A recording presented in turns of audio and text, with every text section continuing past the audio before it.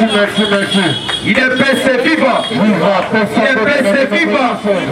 Il est PSC vivant. Viva. Qui se félicite le héros national. Félix président de la République. Bonjour les sous. Bonjour. Personne d'autre n'a mis Le Sako. Fati weto. Fati Jambo. Voilà, merci beaucoup. Donc, on continue la carte d'actualité politique. Il faut tirer beaucoup d'attention puisque les plus fixes. Oui. Bongo Geza sous tes beautés combattants. Donc, on est à ma solo, il y a Vital Kamere et la Esther. On a dit discours naïe. Alors, on comprend que non, on va faire ça M23, Bazali, Vital Kamere. Donc, on a le message à nous. Alors, on va taper ma solo, il y a 7 pays. Dengue, elle dit que non. Bongo, il faut Tangana, il faut faire ça à victime.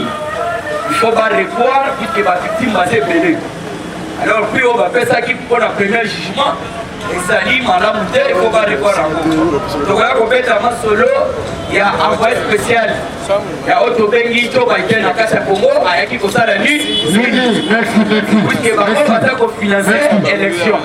Au lieu de financer, moi, on va armes pour la Est. Ils ont besoin de financer l'élection. C'est-à-dire, on va acheter Otto Bengi à ping-pong. Alors, on va faire un solo, il y a infiltration.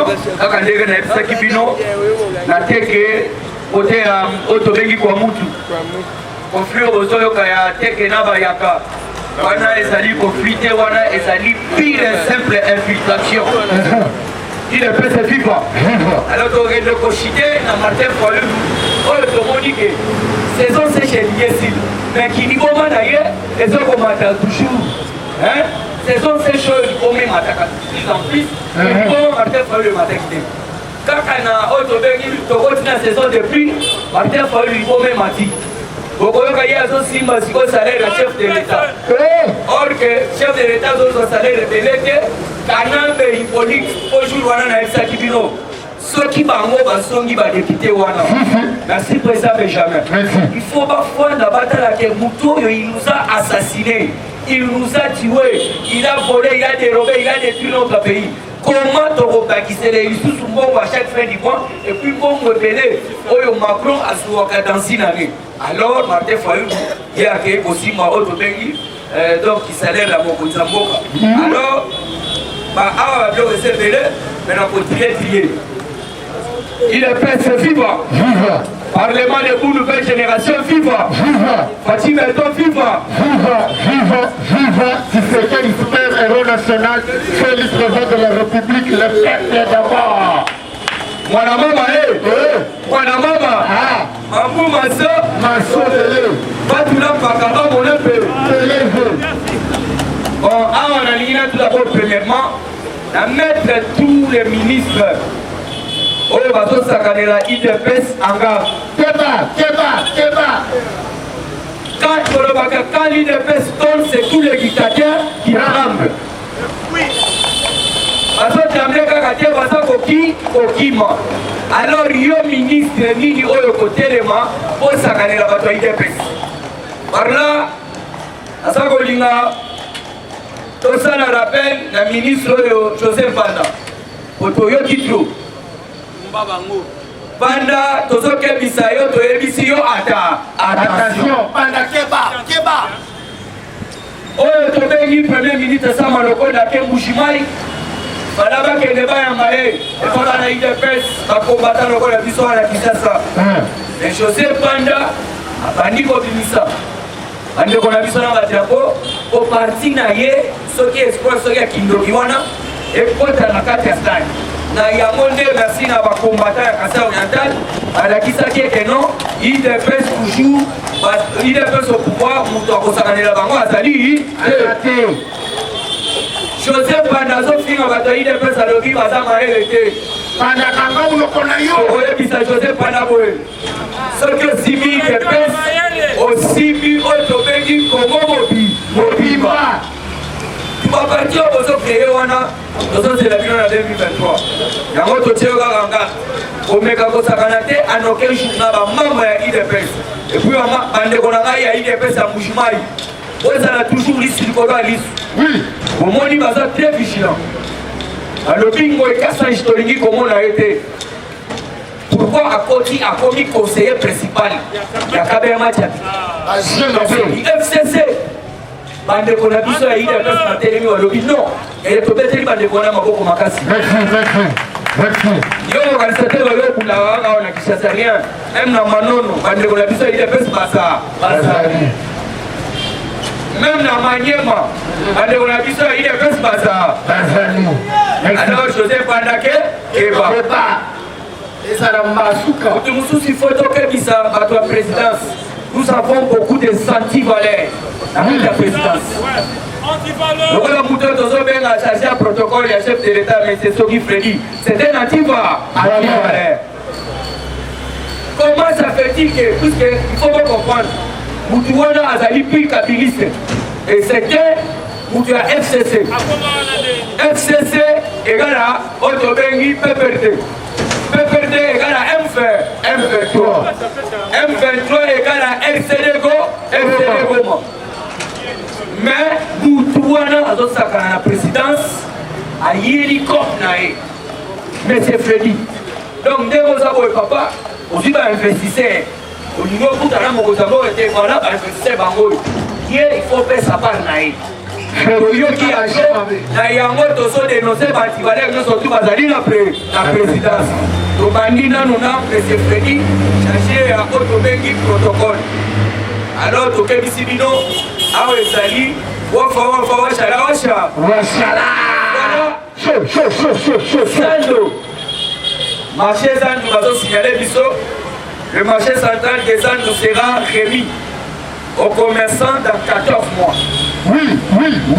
Donc, il s'allait Bandaki, dans 14 mois, yo tega na Sando maman, yo papa tega na Sando. Bandako tega 14 mois sur le coquille, parce que c'est le bino, Sando na bino en étage. Alors, on a encore un petit message que tout le qui ne sait pas, les commerçants qui a ça, dans 14 mois, Sando na bino, c'est le bino. Toujours la carte actualité politique, Vital Kamere, dans son meeting à l'Est, Yoka, Vital Kamere lâche des mots lourds. Il faut comprendre que non, Bangonde Batuba ça va M23. Yoka, écoutez bien les informations. Yoka Vital Kamere. Il dit le problème de la RDC, c'est nous qui devons les régler. Qui va régler le problème de la RDC et la RDC? Vital Kamere. Il est plus vivant. Et puis, tu vois que c'est bon. Pour te lever qui est mort, tu le vois. Fatih très sage. Pourquoi ton molo?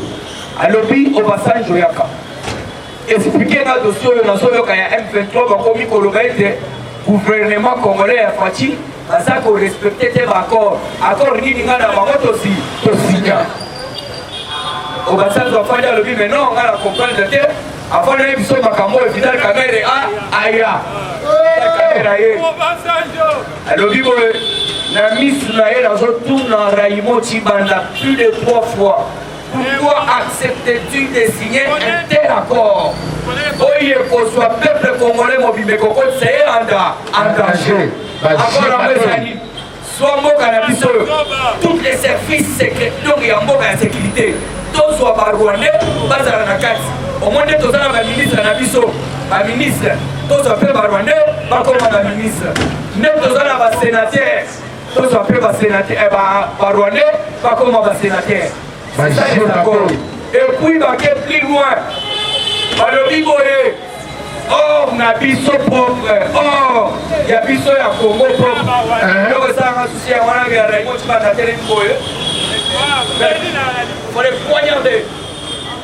Excusez-moi le terme. Yo soit or il y a la République démocratique du Congo, pas qu'il y ait un Rwanda va raffiner ou soit na Ouganda, Bango va bénéficier d'un yango. Quel accord? Faut-il atteler à l'obis, soit la guerre totale, soit la paix totale. Mais yo capital Kamera sur le Baboui. Oh, les problèmes du Congo, c'est nous qui vont régler tout ici. Nathan a vu le ciel et les gars.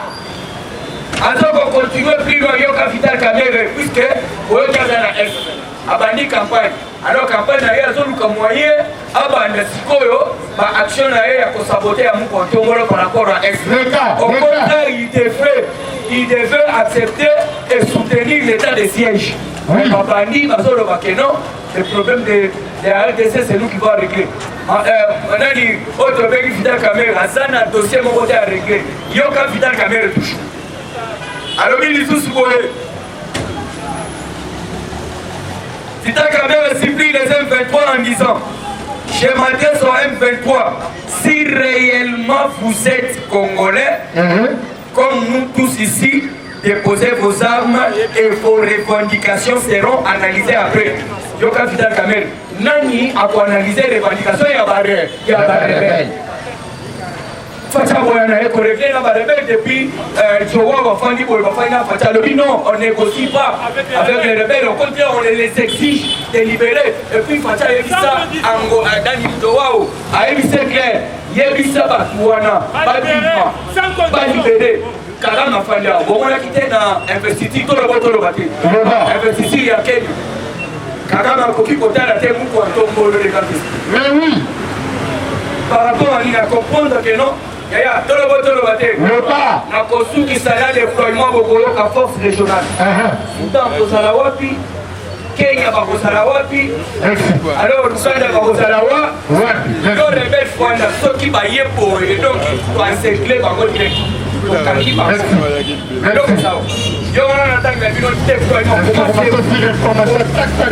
Il est fait, c'est vivant.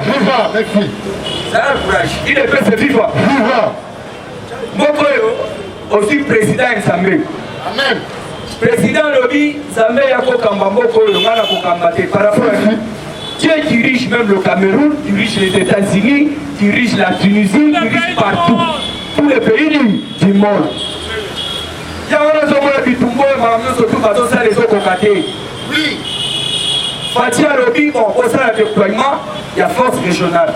Alors, Boyoka, comment se fera? Voici comment se fera le déploiement de la force régionale. Il est prêt, c'est vivant. Les Kenyans vont déployer ces unités du côté du Nord Kivu, plus spécifiquement du côté du Rutshuru. Donc, Kenya, Kenya, va se voir. Rutshuru Mobimba, Nord Kivu. Alors, on va plus le lobby. Et l'Ouganda va déployer ses forces pratiquement à l'est, passant maintenant les opérations conjointes donc du côté Irimu, Oyo, Baogandais, Irimu Mobimba, en passant par frontière Rwanda, sur côté Union surtout. Après avoir déploiement au Paul Kagame à l'Élie, dans mon combo, quand on le vote, il y a un déploiement n'est que Salama. Donc, Baogandais, Irimu et les Sud-Sudans vont se déployer à l'intérieur des frontières congolaises au nord du province de l'ex-province orientale. Donc, par exemple, côté où on est à nord, côté est province orientale. De côté, Autobéni va soudaner Bazozo. L'air Kagame a quitté Pouna, à l'Obini. À l'Obini, Bango, peut déployer Bazoudan à Bango, mais dans l'intérieur, dans Autobéni, la frontière à Bango. Déjà, ça vous gagne. Puisqu'il faut comprendre comment M23 va dans la 4. Il y a Kunangan. Mais yo, ok, là, qui va dialoguer pour la Bango. Puisque Bissot, il va tomber, ça va M23. Puisque tu aussi comprendre que les M23, ce sont des militaires rwandais. Alors, yo, comment Zoya, côté le Colobé là, M23, c'est que Badali Banana. Alors, on a quelque chose cité, information CPD, pour la CPI. La CPI suspend les réparations destituées aux victimes des Bosco Tanganga, ancien chef rebelle du M23. Donc, les victimes doivent encore attendre avant d'obtenir une réparation financière. On doit revoir pour 30 millions de dollars alloués pour ces crimes, ces 18 crimes contre l'humanité et crimes de guerre commis dans le nord de la République démocratique du Congo en 2002 et en 2003. Et après, 11 000 morts, 11 000 victimes, 100 000 victimes. Bosco Tanga des fois a dédommagé Bango. Balobi Bosco Tanga a sali 18 crimes. Mais Bosco Tanga a sali le chef de politique à hier Bosco tout d'abord a sali 18 crimes.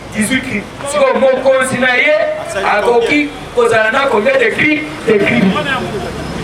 Azali a fait 5 crimes de guerre. Nayango Sigo, 25 crimes, mauvais Alaka, Otobengi, 20 ans de prison, 25 ans de prison. Au Bétamo fa 18.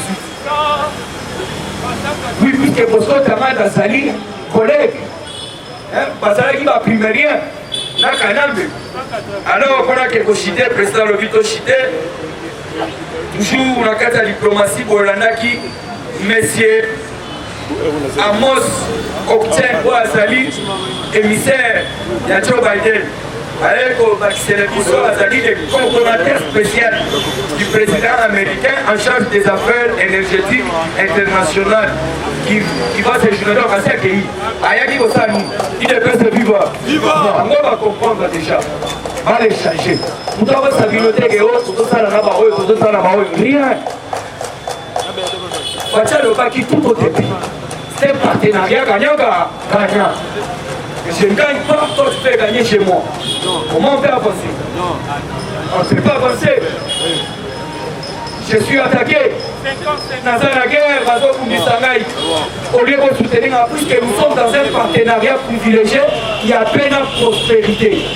Donc quand moi je suis attaqué, vous êtes censé, il y a rien pour soutenir là. Mais au télé, non, à son arme, à Néo-Yoke, à Noyoke.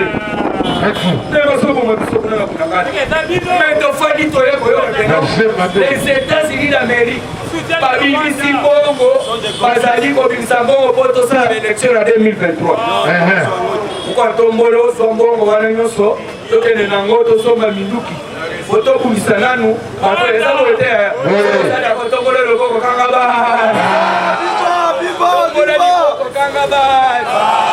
Mais oui, ça m'a aidé à donc Swambongo wana bango bapesi ya soutien ya élection biso tozo yango tokende tosomba mandoki tobungisa Rwandais puisque ezali guerre olandi makambo bateke mais na tuna bino papa bakulutu baali biso na kobotama te le peuple yaka et le teke ils vivaient ensemble. Oui, oui. Les lobes ont une idée. Les en abattus.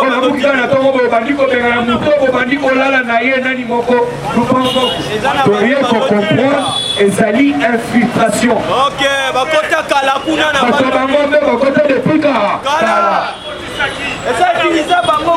comment ça fait que bateau bazale qui place moko bakomi ko bunda. D'être comprendre que vous êtes là.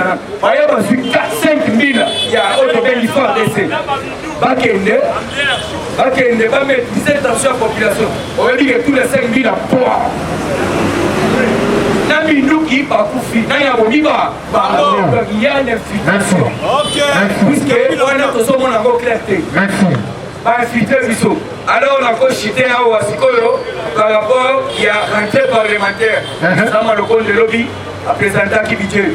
Oui. Il y a 14. Oui. Oui, c'est formel. Présentant qui budget. Budget il y a 14. Voilà, tu veux en robe qui ski. Voilà. 15 milliards. Fatia ça 4 ans. Au moins que bateau FCC va s'abandonner. Voici message. Allo baka yango. Allo bibo tika bato FCC. Bazana dringa masanga. Nkolo kokozali dringo wana esili. Bako comprendre que bokozese kenda depuis ka. Sam le compte a présenté un budget à 14,6 milliards. Oui. Silence radio. Sans formol. Depuis que le Congo est co. Le Congo. Mais oui. C'est ça du social. Mais oui. Il ne faut pas négliger les moindres actions à Moutou.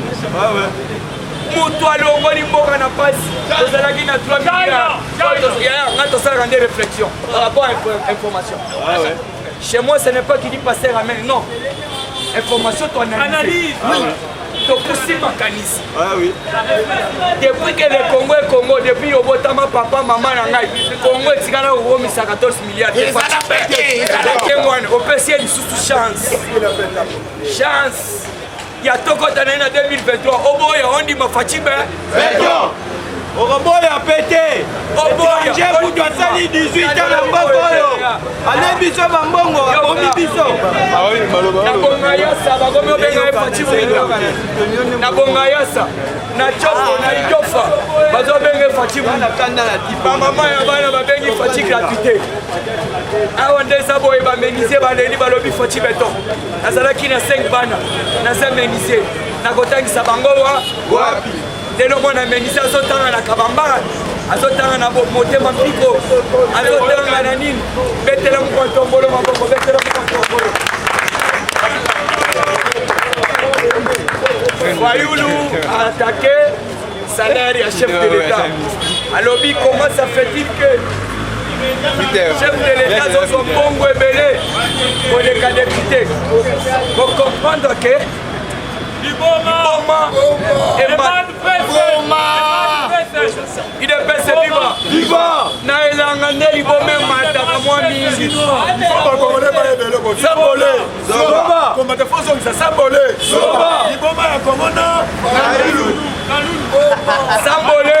Soba. Sambole. Soba. Nani liboma ya Congo? Fayulu. Nani liboma ya Congo? Fayulu. Sambole. Soba. Très bien les informations.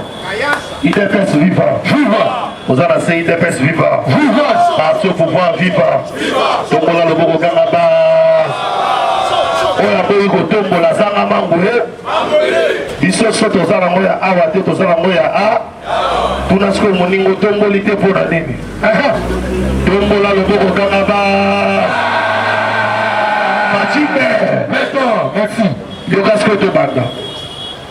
Na ebandeli to féliciter bandeko na biso nyonso oyo banome bango comme état bamandataire ya l'état basala mosala kitoko. Nazolinga na précise eloko moko, tosouhaite bandeko basala mosala kitoko. Ntango banome bango tosepeli baza bandeko na biso, tosepeli na bango. Soki posali mosala mabe, soki te denonce koloba te keno todiabolize, parce que ti batindi oyo wana orepresente parti eza posala mosala kitoko. Ntango bapropose yo, est ce que c'est diabolisation? Soko soko osali mabe toloba te tokoloba yango ande différence na biso na bato mosusu yango wana, parce que na Congo kozana koyeba moko mpo na biso soki salite ezawa motu fo ya kolongola yango eza chef de l'état. Soki bourgmestre gouverneur chef du quartier asali mabe oyoka o te faci azosala eloko te. Tozobosanake na Congo toza na principe ya séparation de pouvoir. Ezosalake mutu na mutu aza responsable na domaine oyo bapesi epai ya l'État. Totama nyama na kombona awa sikoyo yoka ntango na bandi wana na kembala moko na makambo nalobaki ya réforme po Congo se développe. Lelo il faut tosala réforme ya constitution na biso. Nalobaki yango te constitution na biso euti na deux parties. Partie ya liboso, il fallait qu'on respecte les accords de l'Émirat et au musée à Sakinini à Signaki. Les accords de l'Émirat dont vous allez respecter à côté, Nezaki qui va Rwanda Basani. Balo Bakelo, on respectait l'accord et va attaquer le musée. Oui. Parce que pour ça la RCD, ou quand il y a pas le bien, sur la Sénégal, on a la RCD na Eboye et aussi maté. Par rapport au PVLS na MLC. Si quand on est dans la négociation, on devait prendre partir là où il y a constitution, il y a France, mais il y a Belgique. Pour faire ça, on a Congo, il copie-coller. Or, la loi là-bas, ça ne reflète rien à tout ce Congolais.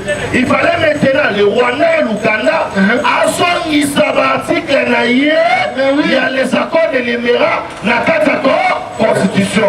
Et ça, on va construire dans un amour. Puis on va mais constitution, inscrire à tout sous. Alors, il prend autant comme un chef de l'État, il faut un appel.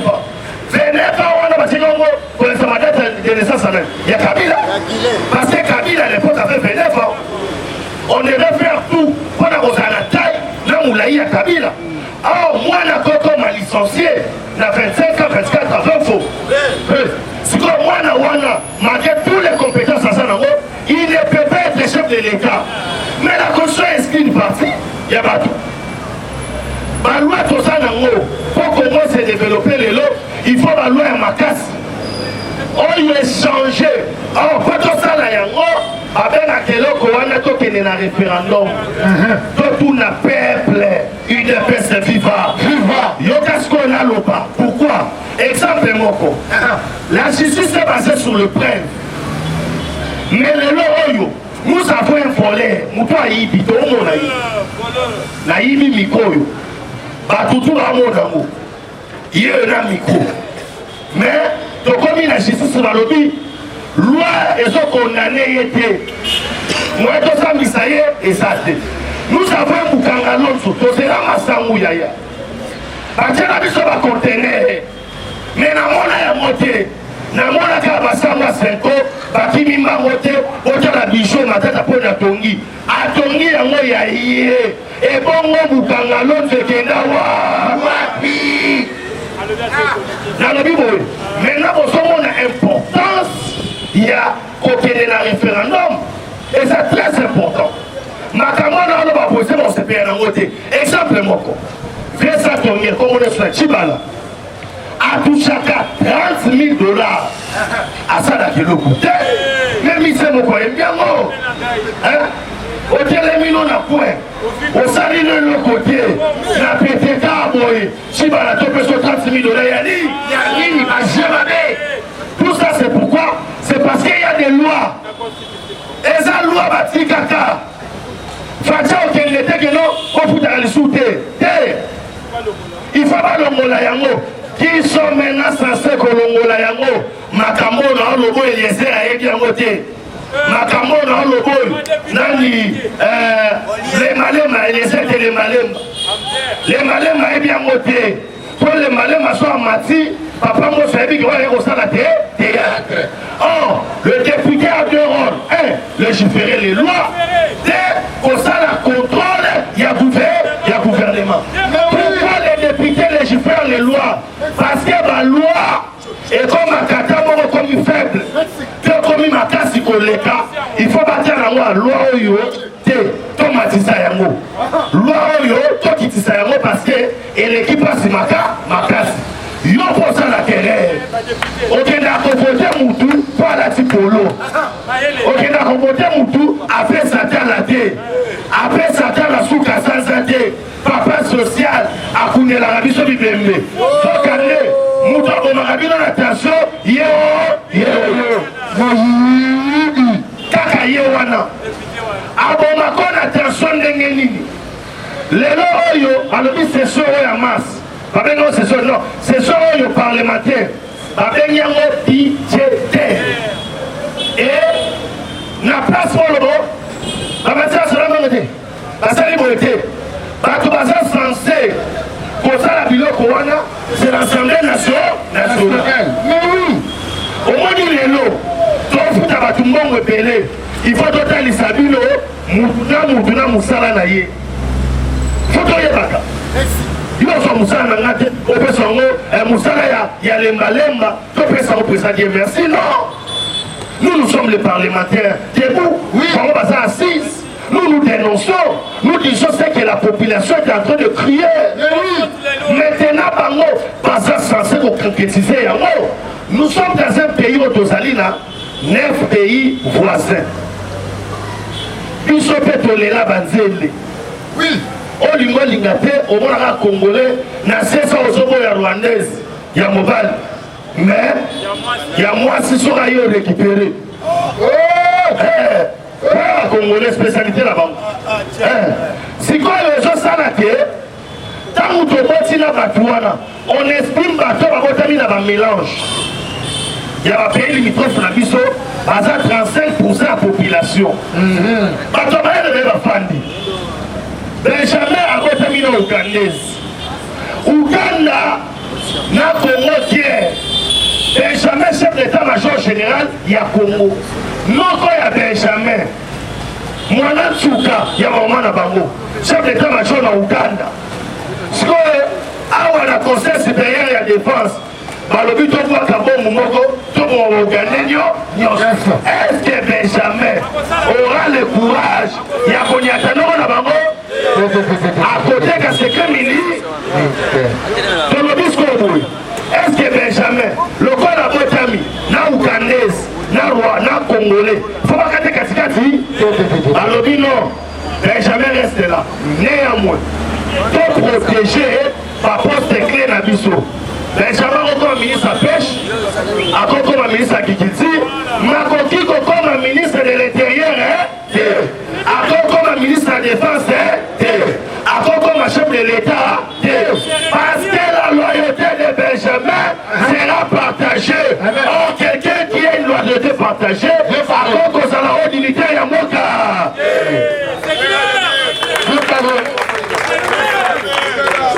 IDPS viva! Il y a un Singapour européen, ça viva. IDPS viva! Parti au pouvoir viva! Fatime! Awasko Yoka! Il y a moins de Kosala que Badongolomi se bénévole là. Parce que tout ça n'a pas de Congo. Papa n'a pas de Congo. Sabinote, tout ça n'a pas de Congo. Comme état des étudiants burundais. Autant comme état représentant, il y a des étudiants droits.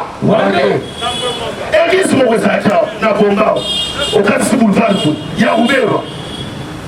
Roubert, c'est un pasteur. Mais c'était tous les Tutsis, tous les Rwandais, au Mazaki na Congo. On a étudié à l'université.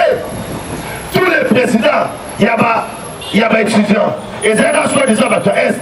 Mais c'était des Rwandais qui ne sait pas ça. Les loyaux, quand ils se quittent, ils déplorent. Et l'autre infiltration, où tu vois? Infiltration, et où? Qui a aidé l'infiltration? Soit il y a des généraux qui sont des Rwandais. Non. Mais c'est simple. Qui protège Kabila? Ce sont les députés.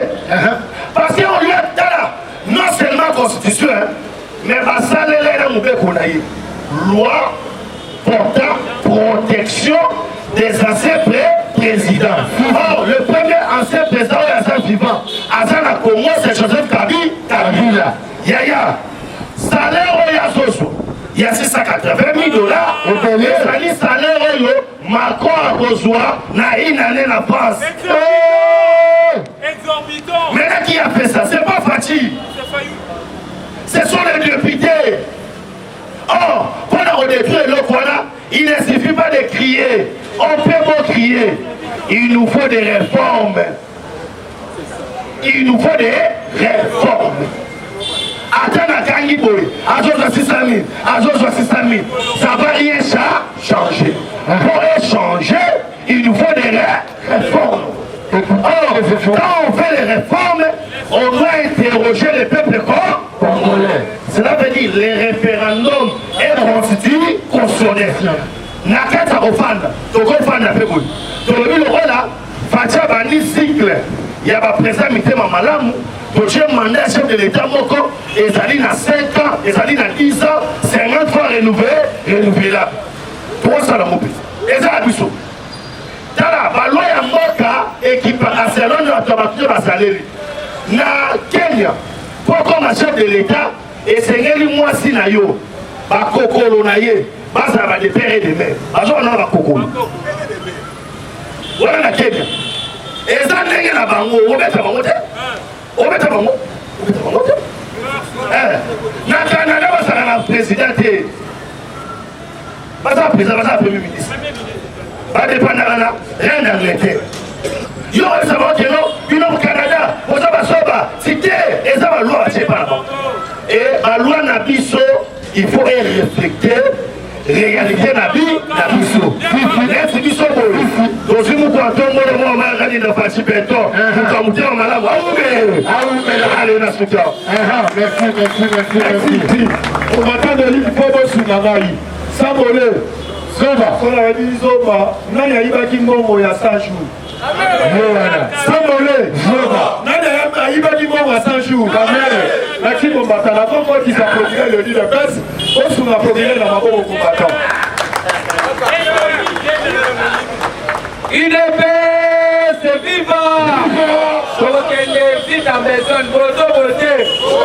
UDP, c'est viva!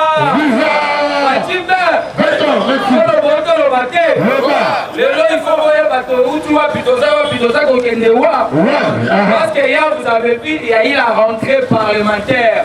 UDP c'est viva. On va engin politique qui nous ont de l'air et sur la place publique. UDP c'est viva. Dans le moment où vous devriez savoir que non, Martin Fayulu séjourne aux États-Unis d'Amérique. Et hier, il avait fait une émission, il a parlé par rapport à Makamota Limboka. Mais nous allons essayer un peu de décortiquer. Parce que vous allez savoir que non, jusqu'à preuve de contraire, nous sommes devant une opposition de la honte. Nous sommes devant une opposition de la médiocrité, une opposition où est démontré la limite. C'est ce qui a justifié que le président de la République a le baguenon. Opposition a pété. Parce que Papa Tshisekedi a le baki, une fois que l'IDP soit au pouvoir, on ne parlera plus jamais de l'opposition. L'IDP c'est viva. C'est ce qui justifiait que l'IDP restera au pouvoir jusqu'à l'avènement de Jésus-Christ. l'IDP c'est viva. Le président Bonsolo vient le vivoyer. Il faut quitter l'opposition, il y a insulte. Opposition, il y a une imputation dommageable. Opposition, il y a une dénonciation calomnieuse. Il faut faire une opposition avec des critiques. C'est ce qu'on appelle l'opposition républicaine. IDP, c'est viva. Mais vous devriez aussi savoir que non, l'argent qui a facilité Fayulu de se retrouver aux États-Unis d'Amérique, c'est l'argent que le gouvernement de la République donne chaque mois à l'opposition.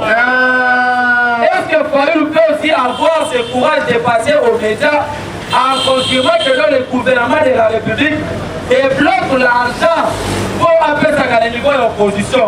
C'est ce qui a justifié la séparation de Moudjou et Martin Fayulu. IDP c'est viva. Président Bonsolo Biboye, la personne qui est au centre du mal en Afrique, c'est Paul Kagame.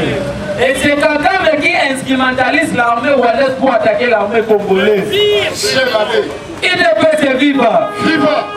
Je vous avais dit que non, Kabila, militaire de son état, à l'époque, il a été incapable d'indexer que c'est le Rwanda qui nous attaque.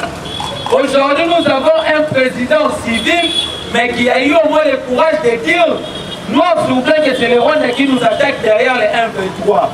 IDP c'est viva. Martin Fayulu au niveau des États-Unis d'Amérique, Fayulu a besoin qu'on puisse aller dans un dialogue. Parce qu'ils ont déjà compris qu'en 2023, Tshisekedi n'a pas un challenger. Quoi faire? Il faut proposer un piste de dialogue pour faire le partage du pouvoir. Je vous avais dit, dialoguer c'est cracher dans la mémoire de notre mentor politique qui est le fait Étienne Tshisekedi Omuluba. Ni c'était le dialogue de la Sanko, de la Senko plutôt, qui n'allait pas se faire une santé financière, voire même tous ces bandes aventuriers.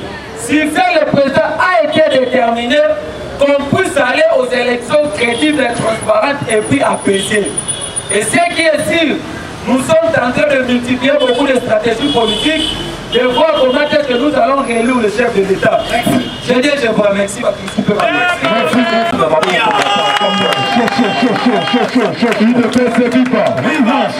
Combattant de lui sans plus tarder, Chinois a les capona en tant que sénateur d'Abisso. Oui. A les cas, photo, le total à 5 mois si la vous voyez bien la combo tombée dans la cahier. Tout bé, à ce que la première retourne à des sénateurs. Moi, si la Koufaki, pendant la semaine où il y a lundi, Tolobaki, Melo, Tolobamoyen, tout ça, c'est moi et l'autre de côté aller dans la pour attirer la banane à 5 mouvements. Mais Chinois sur les cas, en attendant, Chinois sur les cas, on va pour Kisaro, on va du président Poul, on va encourager le président Poul.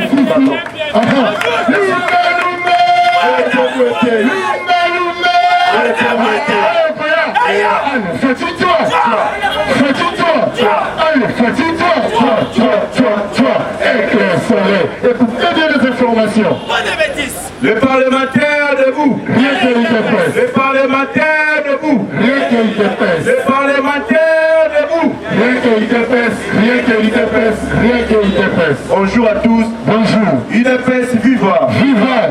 Les lois ont soulevé point mort à vos collaborateurs, les chefs de l'État, et puis Batoumi va salir la présidence. UDPS viva. Vous avez mis tout la vie no moko. On est investisseur.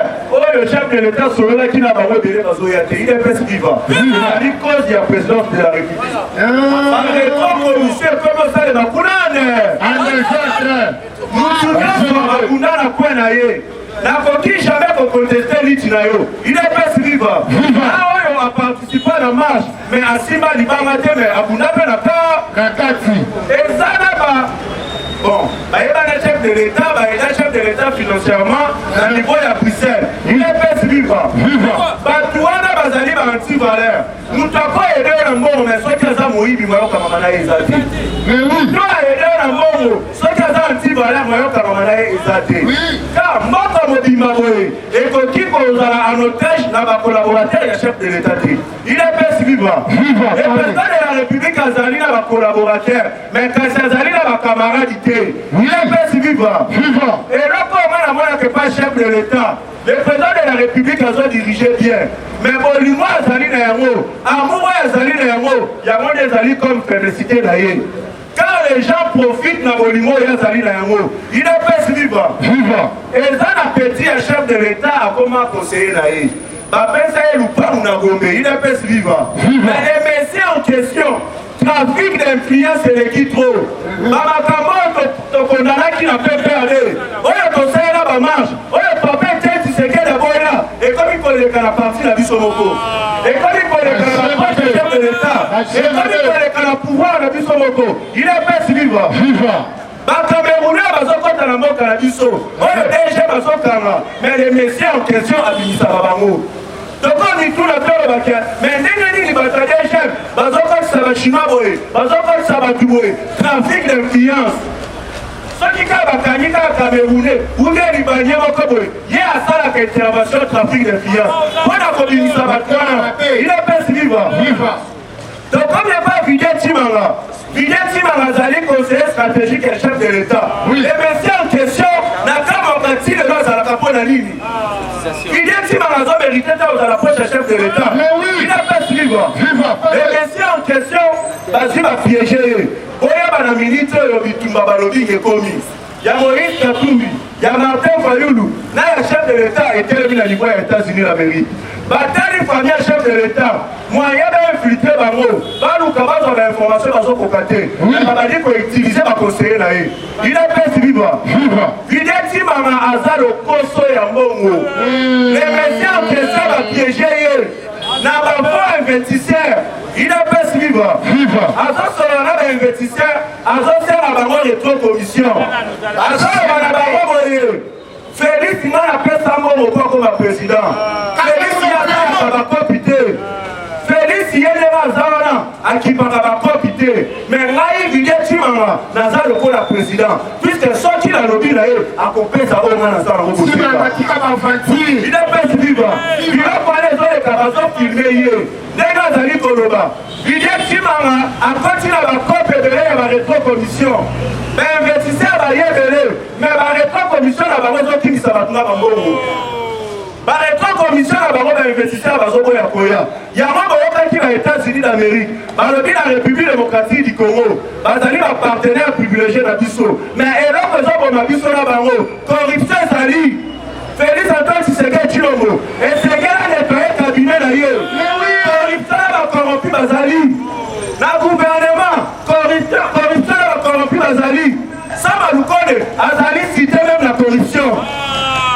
Guilhem Niamo, Azali cité même la corruption. Qui chef de l'État Lobaki, après ça la remaniement. Mais si les autres zones quand on les autres bloqués. Chef de l'État Lobaki, après nettoyer le cabinet d'ailleurs. Mais si les autres comme ça dit selon les autres retenus. Il est pas si vivant.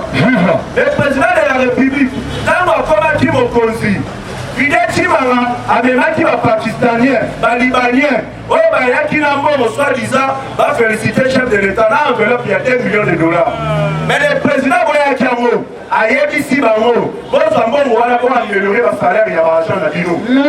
Bon, améliorer le salaire, il y a Congolais, il va faire pas à Bino.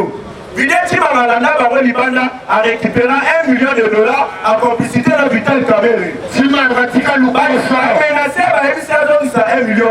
Les mêmes Videti Mara à Bounana stade de mentir. Les mêmes Videti Mara, il est fait vivre. À Bounana topé bête et accroché à quelqu'un va soigner la poussière. Les mêmes Videti Mara a bête un officier de la police Mbata Nanzela. Il est fait vivre. Il y a besoin de la chef de l'État. Un nettoyé cabinet naïe. Cabinet naïe, ça lui confie qui ça y est. Cabinet naïe, et ça lui consalir les efforts, ça lui consala. Babina Kobiso te téléméla. Et là, Kobiso te boya. Mais le régime n'a vu ça comme il connaît ma cassie. Abdoul, quand on a la population, Bolivie, pas nettoyer, bien pas nettoyer. Bolivie, pas nettoyer, bien pas nettoyer. Il est pas vivant. Le président de la République a tout ça dans ma cassie, a tout ça là, il a aidé. Mais qui va commis la carte, il y a cabinet là. Donc, qui sont les mécanismes au Kayote.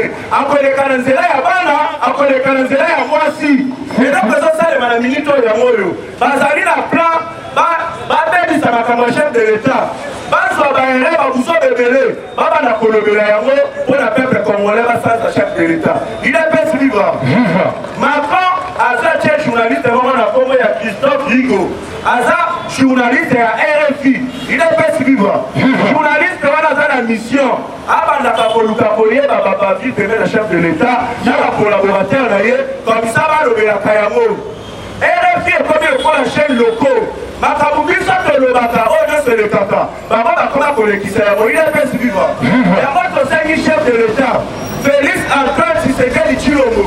Donc on te dit qu'il y a ma poche d'ailleurs. Donc fini ma montée. Mais la question ça va anti-valeur. Le balai va pas venir là. Alors on va pas venir là. Il est pas vivant. Si on a la poste alors on va pas monter pour la logo gaba.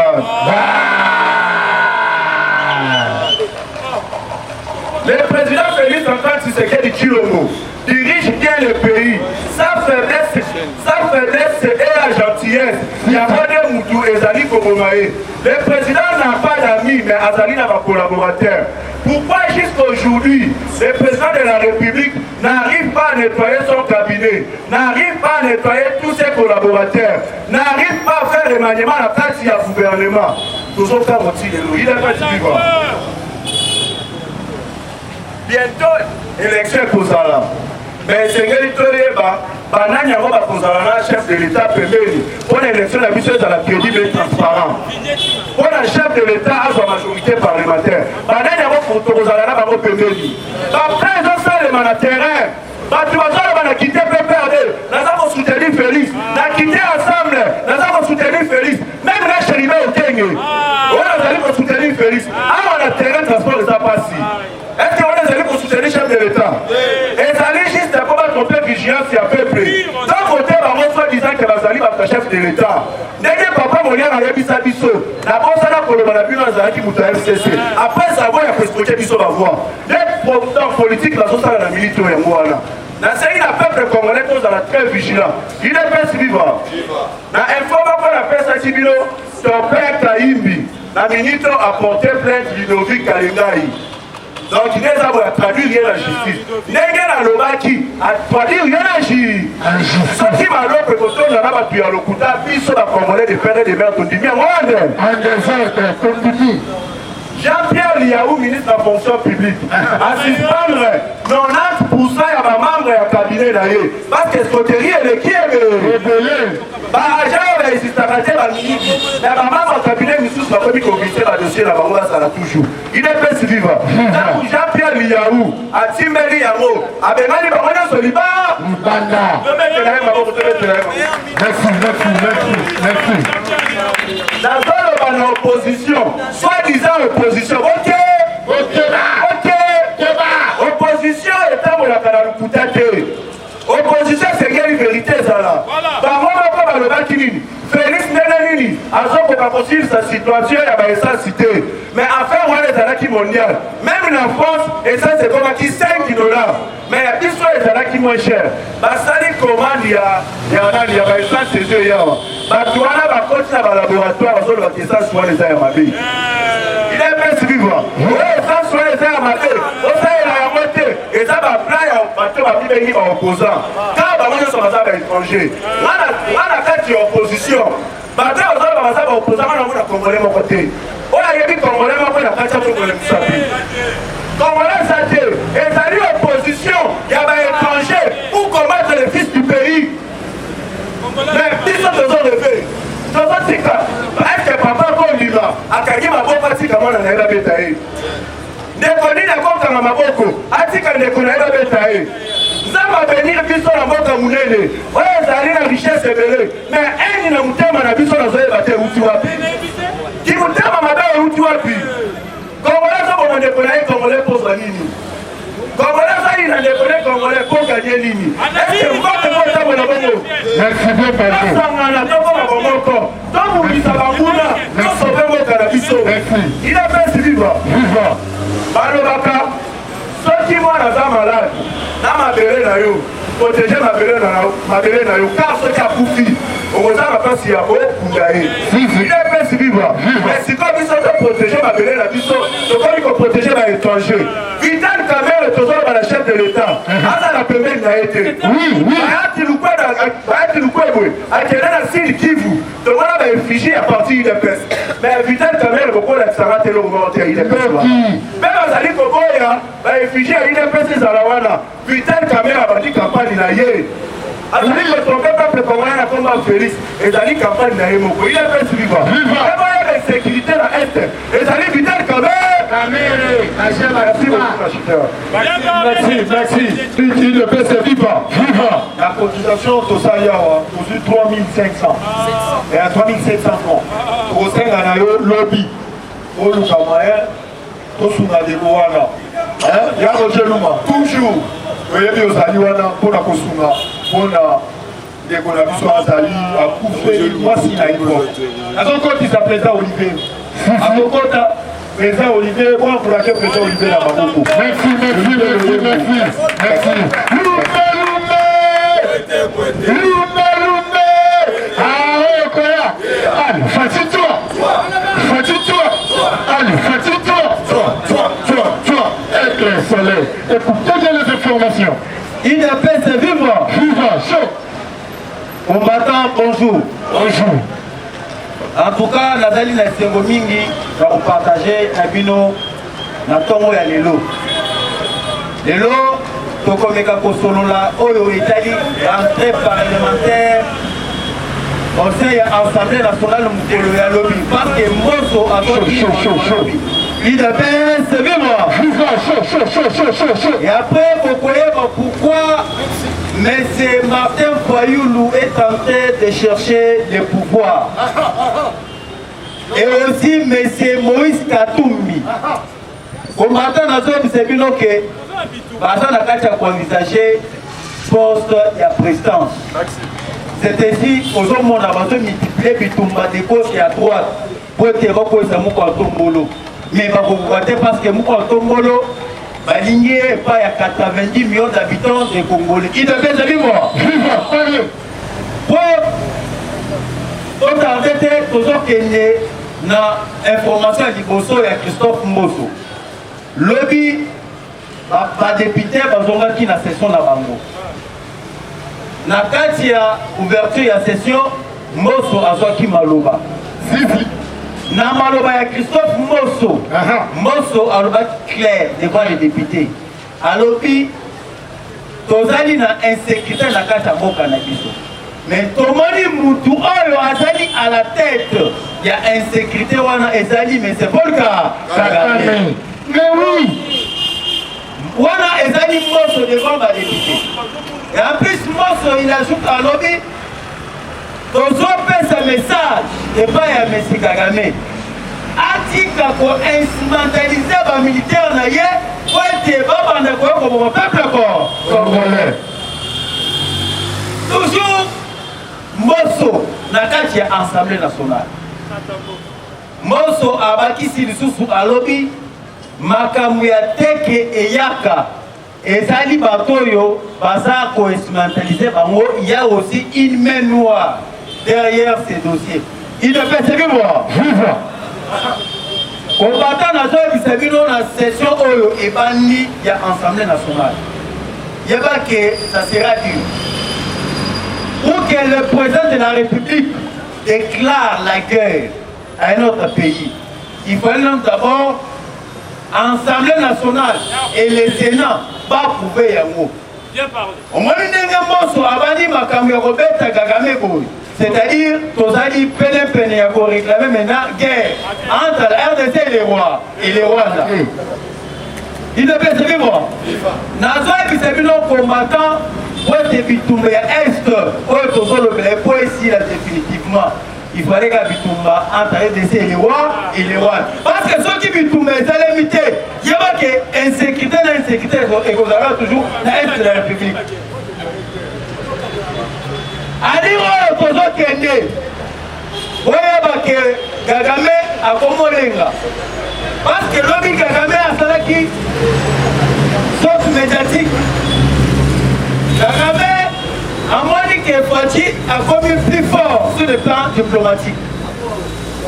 Et au moins Kagame a eu Koloma, non, Tozani n'a pas présent Moussous en Afrique, va commencer à se focaliser à Libanda. Il a voulu créer le président de la République. Mais pourquoi Kagame a levé Bongo? C'est parce que Kagame a montré sur le plan diplomatique, il a échoué. Il ne peut se vivre. Nayango, combattant, Tosali censé soutenir le chef de l'État. Atabatu Oyo Sosomona Wana Bafoyoulou, Bakatumbi, Bakabila, Bazali Naelo Komorote à le peuple congolais. Tozala qui a en amour Kabila pendant 18 ans. Qu'est-ce que Kabila fait? Il a détruit. Tozala qui a M. Martin Foyoulou Awa comme député à l'Assemblée nationale. Quelle loi que M. Foyoulou a amené à l'Assemblée nationale en faveur du peuple congolais? Question. Nazoa Bisabino que Bazali va aventurier. Mais Fati au pouvoir dans 3 ans. Projet 145 territoires déjà lancés. Encore 2000 projets. Oh, il va tirer à Mesa. 2000 projets. Tel qu'elle est dans la Maniema. C'est péri. Le projet 145 territoires, déjà, vous allez balayer. Déjà, on a plus ou moins 70 écoles. 70 écoles pour le territoire de Maniema. 70 écoles. Maintenant, il faut que ça, 70 écoles, c'est combien? Dans le projet 145 territoires, chaque territoire, parce que Pacha Outi comme ça la réunion, dans le comité, il y a 145 territoires de mercredi ici. Dans cette réunion, Tali Oyo, dans le projet 145 territoires, dans l'école, dans l'hôpital, c'est ce qu'on appelle projet agricole. Dans le bilanga, dans le territoire, nous sommes les alliés pour l'avantage de faire le corps. Merci.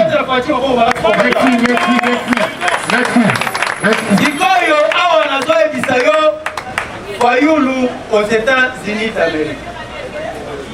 Parce que Tango, John Biden a qui a envoyé spécial Naï Ao, M. Amos.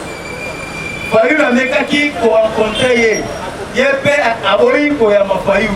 Alors que je ne suis pas venu pour ça, il y a Koyama opposant. Naïli ne fils que pour national gouvernement congolais. C'est ainsi à Kendaki.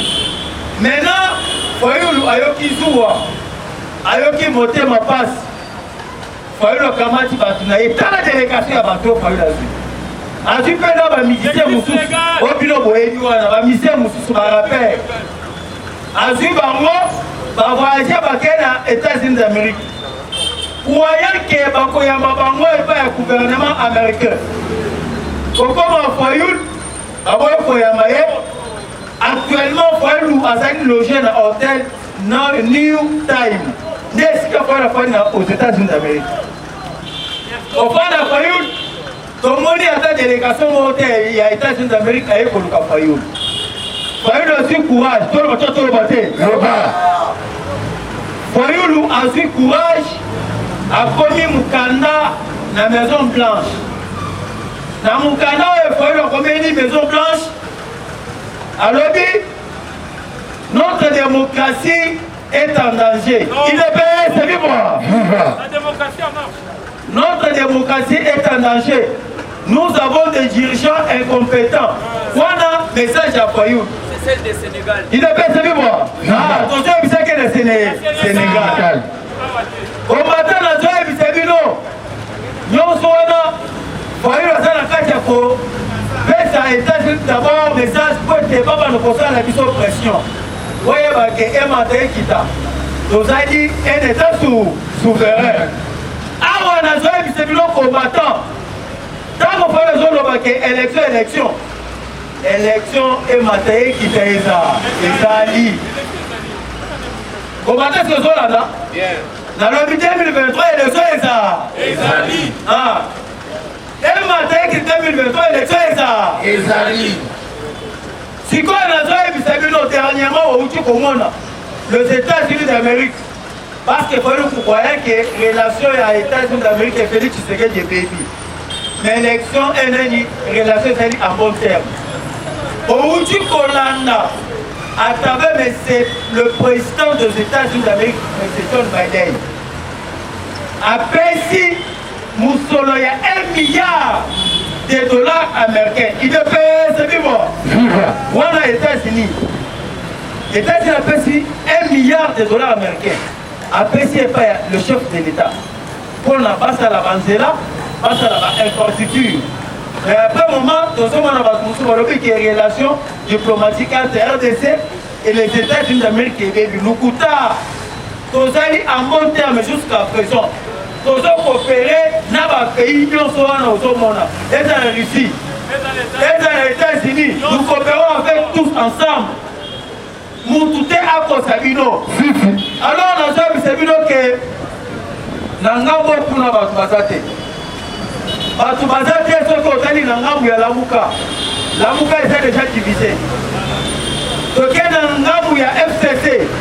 FCC peut être stabilisé.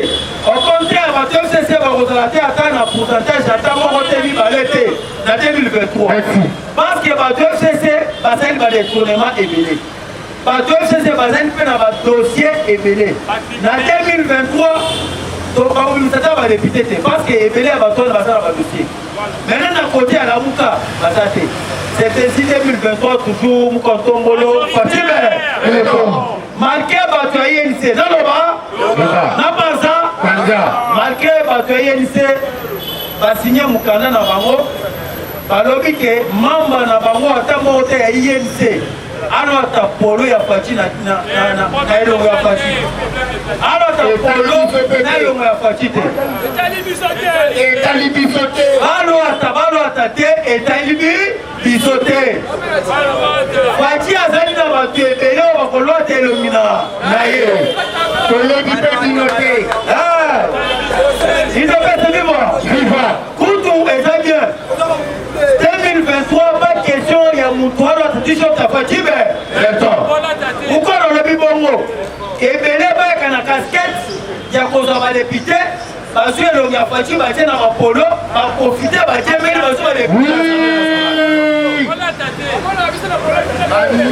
c'est ainsi 2023.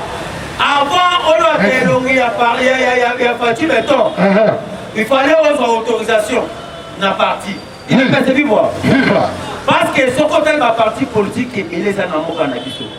La partie on est dans la président d'Abango. Comment ça fait-il que la partie politique a dû président la partie d'ailleurs avant bien retirer la politique comment on a éloigné. Il y a parti pour ça la marketing. Ah, putain, si il y a parti béton. Néanmoins 2022, le monde est au bois. Merci. Merci.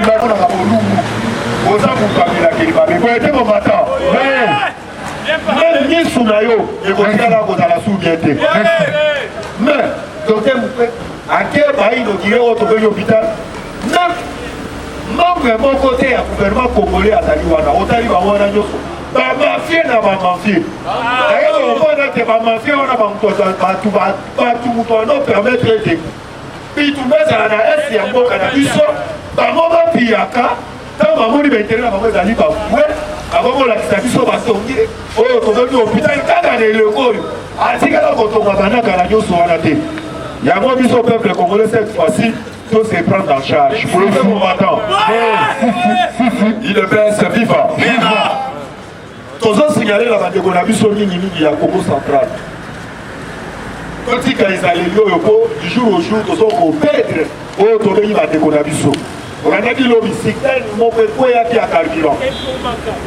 Mais la population ailleurs a commis pour elle là. On a autorisé carburant système de Gababia. Baza Koyiba, Baza Koyiba. Incompréhension, mon quoi ici, Albert, moto de la quartier Salini. Là, plus de 15 personnes au Bakoufaki. Plus de 15 personnes au Baza d'un état grave dans la quartier au Tobéni là-bas Congo. Nous sommes allés pour louer la montée. Mais tu connais ça. Même au gouverneur de la province, le plus moyen, même dans la frontière de la Bissau, pas sécurisé. Ce que le Rwanda n'a pas qui m'a dans l'omba. Parce que au moment où on a hâte de nous faire ça, qui m'a mis dans l'omba monté.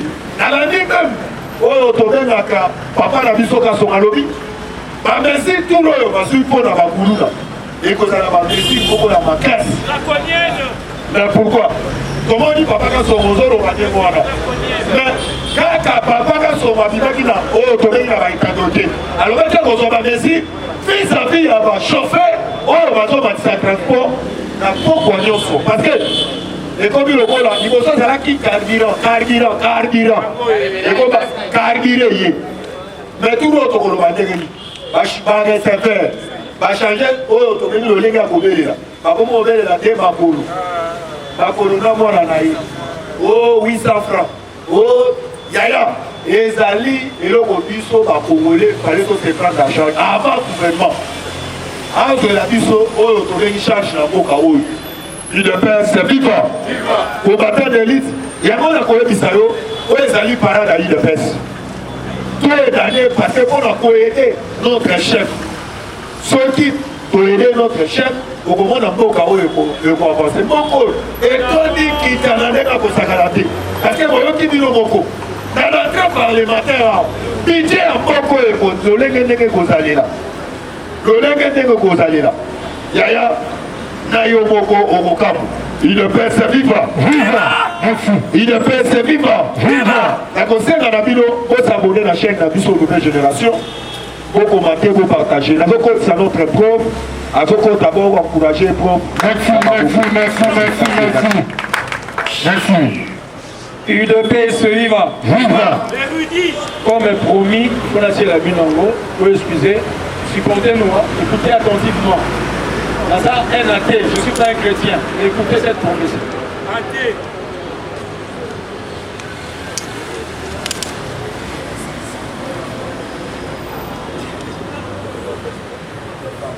Et par division. Et je vais vous lire une prophétie qui a été faite ici à Kinshasa en 1995. Vraiment. En 1995 au Palais du Peuple. Il y a un homme de Dieu qui a dit ceci. Dans 2 ans, ce pays de Zaïre sera libéré. L'Okapi, l'antilope spécifique à ce pays qui symbolise la restauration, partira de l'est du Zaïre vers l'ouest. Le peuple zaïrois sera très content. Mais cette effervescence et joie seront certes de très courte durée, parce que celui qui prendra le pouvoir en remplaçant le maréchal Mobutu sera tué. Après sa mort, une crise profonde s'installera dans tout ce pays, au point où la population sera dans l'opprobre et la souffrance à un niveau très élevé. Les Congolais seront dirigés par des leaders cruels, qui leur rendront la vie difficile. Mais passé cette étape, moi, le Dieu de l'univers, je restaurerai ce pays par rapport à mon plan. Lorsque j'aurai délivré et restauré cette nation, je la rendrai tellement attrayante au point d'attirer vers elle des multitudes de gens venus du monde entier qui voudront s'y installer. Les investisseurs se bousculeront au portillon du pays juste pour avoir le droit d'y faire des affaires et s'y installer. Ceux qui auront fui ce pays le regretteront et par après, ils retourneront pour s'y établir. Les gens... UDPS viva! Viva! C'est dit, en 1995, une parole a été dite pour la RDC. Après la mort de Mobutu, un chant cruel au Bakonio pour le peuple congolais avant que Zambia pour la Kotia Oyaye Mwananaye. Mwananaye, c'est le président Félix Antoine Tshilombo Tshisekedi. Ce matin, moi j'aimerais parler de 3 théories. Je ne vais pas comparer Moyo na bato balobaki yango, surtout mutu alobaki yango. 1. Placebo. Un placebo, c'est quelqu'un qui est imitateur. Je me pose la question, Félix a imité Ranan. A imité personne. C'est sa qualité et sa manière. Parce que manière on Félix a comme il a pouvoir. Je l'ai dit, je suis combattant UDPS, j'ai suivi le père, Félix n'est pas égal à son papa. Ils sont tellement différents. Par rapport à l'attitude, au moins que via Zara direct, au lobby à lobby. Via Zara, personne ne travaille n'a été. Non, donc le via était direct. Et pour le moment, même de lobby du Kambadja, lobby, Kabila a aucun activité, n'a pas aucun activité parce que ce monsieur-là, c'est un juriste. On va ça à Rayebi. Attends, on va piège. Si on a mis au Kangama, on va avoir la prestation à serment. Ok, la prestation à serment, lobby, oui. Lorsque une deuxième personne vient prêter serment, la première prestation est caduque. Il est passé vivant. Nous, le président de la RDC, on peut y battre comme on a pété ce texte, c'est ce que je fais. Il y a un babèche, quand on coupe la fleur, comment le président élu de la RDC. On appelle Aïba. De 2, monsieur Lobakaza Pantin. Vous connaissez ce qu'est un pantin? Un pantin, c'est celui qui gesticule sans motiver ridiculement. Qui est ridicule aujourd'hui? Oui. Qui est ridicule aujourd'hui? Oui. Est-ce que Félix est ridicule? Et va continuer, c'est quelqu'un qui n'a rien de sérieux et qui est constant dans ses actes, dans ses opinions. Qui n'est pas constant dans ses actes et ses opinions. C'est pas lui. Donc tout ce qu'on a parlé sur Félix, et je vous ai dit comme mot. Et par rapport à sa marionnette. Oh, Félix est la marionnette. Non. Félix est la marionnette. Léon a monde pour lui, il va où le baram. Nani va faire le calcul. Nani va où qu'on va rencontrer. Pour le Félix, je vais lire maintenant la Bible. Je reviens maintenant comme chrétien. La Bible dit ceci. Pour toi, je peux même tuer une nation. Je peux éliminer des personnes. C'est pour ça que rien n'Elisabeth Akouba. Voilà lui. Ici, Massima RDC. Quand on a la mort, on a besoin de minéraux. Par contre, il a pris le premier ministre à démissionner, il y a Kouf. Mais il fallait qu'Akouf il a payé des hommes. Pour que le Congo soit en paix. Combattant, quand on vient le matin, on peut s'arrêter dans l'historique, n'a pas fait. Je vous ai parlé sur la prophétie et le mot. Pourquoi je l'ai dit? Parce que dans l'investisseur, il y a le Pelé. Est-ce que vous allez calculer l'investisseur dans le Congo? Les Allemands, les Français, les Belges et les autres pays avec qui partent à Kimara Congo va regretter. Aujourd'hui, la Belgique regrette. Nous avons la première posture Marathon. Aujourd'hui, nous avons la première posture. Vous les Belges, je vous appelle à tout moment, vous abandonnez la RDC. Un jour, vous la regarderez dans la fenêtre, sur une fenêtre. Aujourd'hui, la Belgique regarde le Congo par le claustrat. Parce que, USA a pas ni Russie, pas Vangia. Par contre, que la mort sous petit pays. Même la France, on est là. Pourquoi? En France, il y a une crise totale sur le développement économique. Donc, au juste, la France, c'est un pays des athées, des occultistes. On va faire ça dans le pays à ma peine à mort. Et il voulait introduire au Congo. Mais je vais poser une question. Nous sommes un pays francophone, oui ou non? Oui. OIF, les organisations internationales, un pays francophone, oui. Est-ce que le Rwanda est un pays francophone? Non. Pourquoi la poste de la mission à Rwanda pendant que le Rwanda n'est pas un pays francophone? Vous voyez pas que Moutaba, secrétaire général OIF, rwandaise, à son poste la mission RDC, nous les pays francophones. Et j'aimerais dire, le français que la RDC parle dépasse même le français des Français eux-mêmes. Je vous apprends, je vous dis la vérité, vérifiez. Je vous dis la vérité, là on peut s'habituer. Le français que nous parlons, attention, les français d'en face, c'est les lingala francisés. Achète pour moi le pain. Ça, c'est pas un bon français. Oh, je viens, non. Tu viens, non. Tu dis, tu viens, non. Voilà bon français. Le français qui se dit ici, qui se parle ici, est un français propre.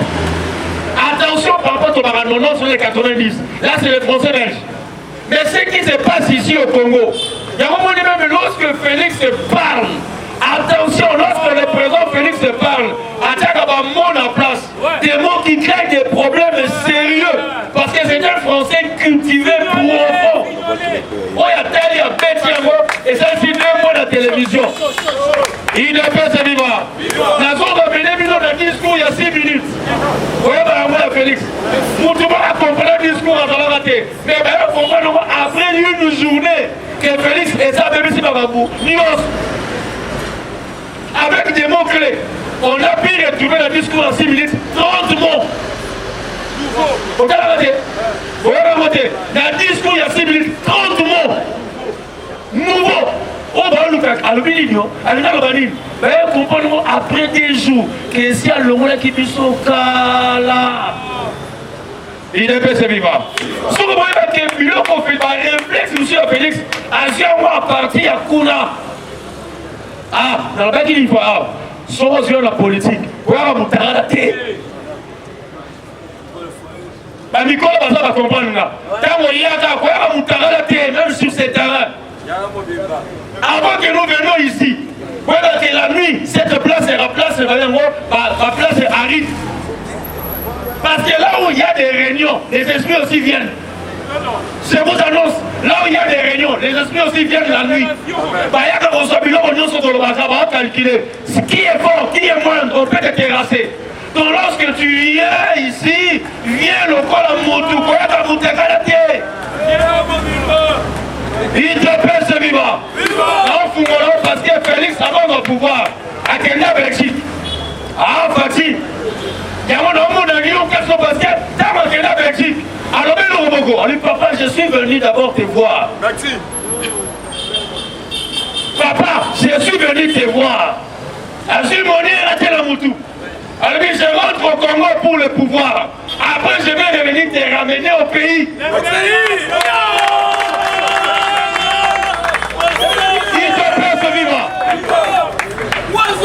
Fatih, nous ne pouvons pas aller au poteau plainte.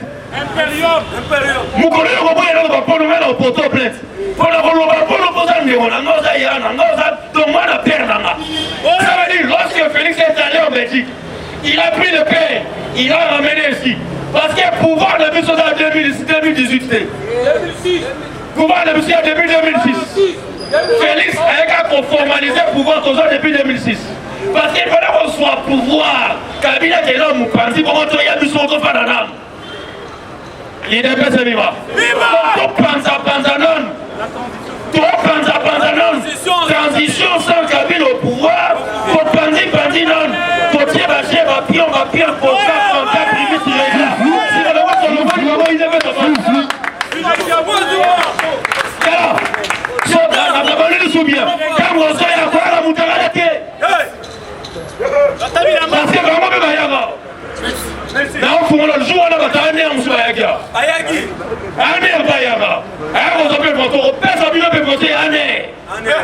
L'expression aussi vient ici. Mais deuxième chose, lorsque nous parlons, il de baisse, Félix, RDC. Non, on le met là-bas, tout me soutient, on va l'andangoulou. J'ai dit une chose. Ils veulent parler qu'ils sont intelligents, mais ils sont moins intelligents. Ils veulent se faire intellectuels, mais ils ne sont pas intellectuels. Le vieux Étienne avait répondu une chose, on dit, qui est intellectuel? Qui est intellectuel? L'intellectuel est celui qui donne la réponse du coup à un problème. L'intellectuel est celui qui dit, papa, je te fais ça à 500. Non, tu as la calcul de Malamon 500. C'est ça l'intellectuel. Il donne la réponse du coup. a un problème pour que la question soit résolue. C'est celui qu'on appelle l'intello. Il ne peut se vivre. Le président Félix donne la réponse pour comprendre la réponse. Ah, j'ai suivi Anderson a parlé ici. Oh, Anderson. Bien parlé, Anderson. Qui a suivi ce qu'Anderson a dit ici?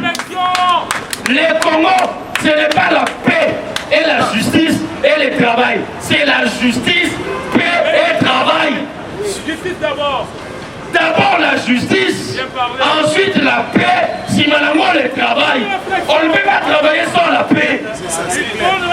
Il n'y a jamais eu de travail sans la paix. Lorsqu'il n'y a pas la paix, on travaille une.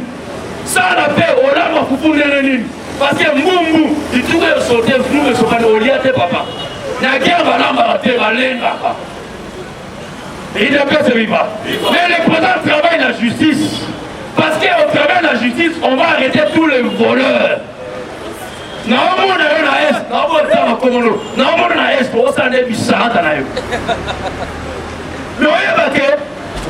bien. Je parle de moi, c'est mon opinion. L'acquittement de M. X n'est pas l'innocence. On peut t'acquitter, d'après cet exemple.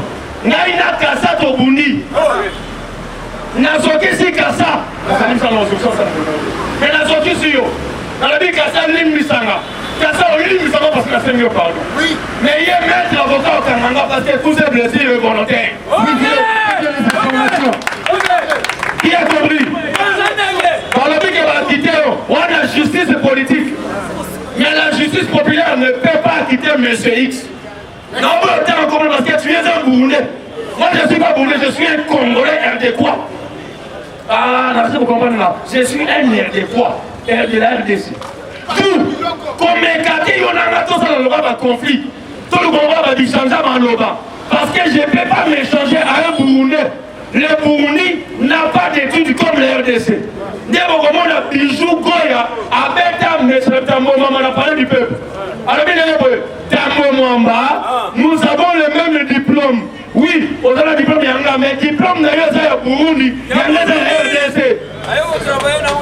Tout, bijou, on nous dit, même ta maman va Congolais, c'est un Burundais. Tout comme ça, on trouvé que les étrangers veulent toujours venir ici chez nous. Avec un diplôme du Burundi. Ce qu'on comprend, un diplôme, il y a Burundi, un diplôme, il y a RDC. Eh, papa, culture, il est qui a vu nos musiques. Les RDC a ça l'étude générale. Tandis que les autres pays à ça l'étude, il y a secteur. Lorsque tu prends un électricien congolais, il est différent d'un électricien, il y a Congo par la ville.